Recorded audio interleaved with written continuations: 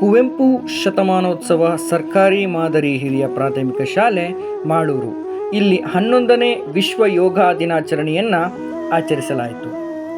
ನಮ್ಮ ಶಾಲೆಯ ದೈಹಿಕ ಶಿಕ್ಷಕಿಯಾದ ಶ್ರೀಮತಿ ಸುಮಾವತಿ ಮೇಡಮ್ ಅವರು ಮಕ್ಕಳಿಗೆ ಯೋಗದ ಕುರಿತು ಅರಿವನ್ನು ಮೂಡಿಸಿದರು. ಏಕಪಾದ ಪ್ರಸರಣಾಸನ, ದ್ವಿಪಾದಾಸನ, ಭೂಧರಾಸನ, ಸಾಷ್ಟಾಂಗ ಪ್ರಣಿಪಾತಾಸನ, ಭುಜಂಗಾಸನ, ಭೂಧರಾಸನ, ಏಕಪಾದ ಪ್ರಸರಣಾಸನ, ದ್ವಿಪಾದಾಸನ, ನಮಸ್ಕಾರಾಸನ. ಓಂ ಮಿತ್ರಾಯ ನಮಃ. ಸಮಸ್ಯೆ ಗೊತ್ತಾಯ್ತಲ್ಲ? 2015ರಿಂದ ವಾರ್ಷಿಕವಾಗಿ ಜೂನ್ 21ರಂದು ವಿಶ್ವದಾದ್ಯಂತ ಯೋಗವನ್ನು ಅಂತಾರಾಷ್ಟ್ರೀಯ ದಿನವನ್ನಾಗಿ ಆಚರಿಸಲಾಗುತ್ತದೆ. ಯೋಗವು ಪ್ರಾಚೀನ ಭಾರತದಲ್ಲಿ ಹುಟ್ಟಿಕೊಂಡ ದೈಹಿಕ, ಮಾನಸಿಕ ಮತ್ತು ಆಧ್ಯಾತ್ಮಿಕ ಅಭ್ಯಾಸವಾಗಿದೆ.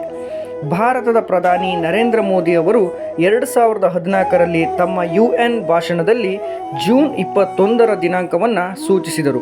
ಏಕೆಂದರೆ ಇದು ಉತ್ತರ ಗೋಳಾರ್ಧದಲ್ಲಿ ವರ್ಷದ ಅತೀ ಉದ್ದದ ದಿನವಾಗಿದೆ ಮತ್ತು ಪ್ರಪಂಚದ ಅನೇಕ ಭಾಗಗಳಲ್ಲಿ ವಿಶೇಷ ಪ್ರಾಮುಖ್ಯತೆಯನ್ನು ಹಂಚಿಕೊಳ್ಳುತ್ತದೆ. ಮೊದಲ ಅಂತಾರಾಷ್ಟ್ರೀಯ ಯೋಗ ದಿನವನ್ನು ಹೊಸದಿಲ್ಲಿಯ ರಾಜ್ಪಥ್ನಲ್ಲಿ ನಡೆಸಲು ಭಾರತ ಸರ್ಕಾರ ಕಾರ್ಯಕ್ರಮ ರೂಪಿಸಿತು. ವಿಶ್ವಸಂಸ್ಥೆಯ ಸಭೆಯಲ್ಲಿ ಪ್ರಧಾನಿ ನರೇಂದ್ರ ಮೋದಿ ಅವರು ಯೋಗ ದಿನ ಆಚರಿಸಲು ಕರೆ ನೀಡಿದ ಬಳಿಕ ಡಿಸೆಂಬರ್ 11, 2014ರಂದು ಪ್ರತಿ ವರ್ಷ ಜೂನ್ 21ರ ಅಂತಾರಾಷ್ಟ್ರೀಯ ಯೋಗ ದಿನವನ್ನಾಗಿ ಆಚರಿಸುವ ಬಗ್ಗೆ ದೃಢಪಡಿಸಿದರು. ಅಂತಾರಾಷ್ಟ್ರೀಯ ಯೋಗ ದಿನದ ಪ್ರಸ್ತಾಪವನ್ನು ಯುನೈಟೆಡ್ ಸ್ಟೇಟ್ಸ್ ವಿಶ್ವಸಂಸ್ಥೆಯ ಸಾಮಾನ್ಯ ಸಭೆಯಲ್ಲಿ ಅಂಗೀಕರಿಸಿತು. ಯೋಗ ದಿನವನ್ನು ಮೊದಲು 21 ಜೂನ್ 2015ರಂದು ವಿಶ್ವದಾದ್ಯಂತ ವಿಶ್ವ ಯೋಗ ದಿನ ಎಂದು ಆಚರಿಸಲಾಯಿತು. ಒಟ್ಟಾರೆಯಾಗಿ ಇಡೀ ವಿಶ್ವಕ್ಕೆ ಯೋಗವನ್ನು ಪರಿಚಯಿಸಿದ ಹೆಮ್ಮೆಯ ದೇಶ ನನ್ನ ಭಾರತ. ನನ್ನ ಭಾರತ ನನ್ನ ಹೆಮ್ಮೆ. ಜೈ ಹಿಂದ್.